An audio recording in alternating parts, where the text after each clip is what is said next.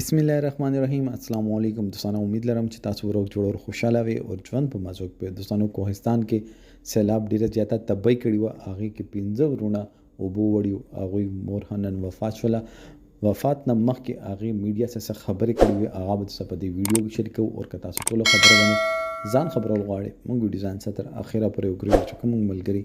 مونږ په چینل باندې نوی دي هغه د مونږ چینل مخه ځان سبسکرایب کی ټاله نشان دی وي تاکہ مونږ راتلونکي معلوماتي ویډیو تاسو ته اسانه سره ملاوي شي. دوستانو د سیلاب د الله پاک یو عذاب صرف مونږ راي خولو چې مونږ رايخ شو ور الله پاک نه توبه وکړو چې الله شتا ده ولې چې مونږ د معاشري کې زنا سود قسم قرآن خبرې باندې 1500 روپے د پر خلکو بو قرآن کولو نو الله پاک خو ګوري او داسې معاشري باندې بیا الله پاک عذاب راولي چې کوم کې سود او زنا چې دا هغه عام شي. دوستانو د 15 ورونه 15 غنټې پورې مور پلار وته قتل خو هغه مدد نشو کول. مور خو بیا مور نه د غم ونه قتل شول او د بچیو جنازې نه بعد چې هغه په قبر کې خاک کړو مور حق ویر کړو. دوستانو ډیره زیاته د افسوس مونږ ته په دا غم ده چې وی مور دوک چې دا هغه څوک هغه باندې ځان نشي پویول چې هغه څومره ګیره دوک ده چې 15 بچي چې وی مور نه لاړ شي نو هغه په زړه باندې بہت ستريږي. دوستانو مونږ ته پکار ده چې مونږ هغه نه باوجود هم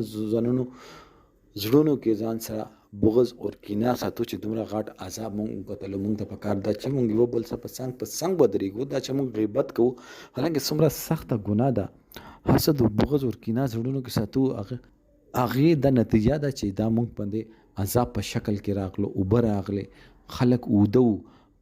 میندونه بچیر شو پلارانو نه بچیر شو ځانونه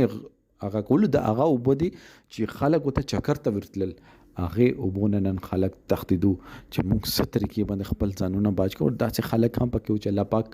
هغه زړونو کې رحم نو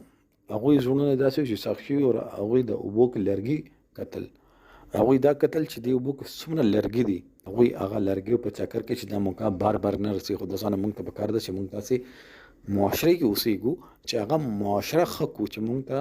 یو ځای کې چې کوم مونږ حق چاته ورکونه دي چې چا حق ونه کړو چې کومې معاشري کې تاسو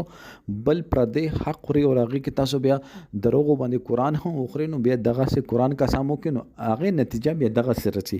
دا نه ده چې د کور کې څوک شرابي او زانیو یا سود خوړل نه دا معاشري باندې رسي دا په کلی باندې رسي دا په علاقې باندې رسي چې کوم علاقې باندې دا پورا پاکستان ډوب شو ولې ډوب شلو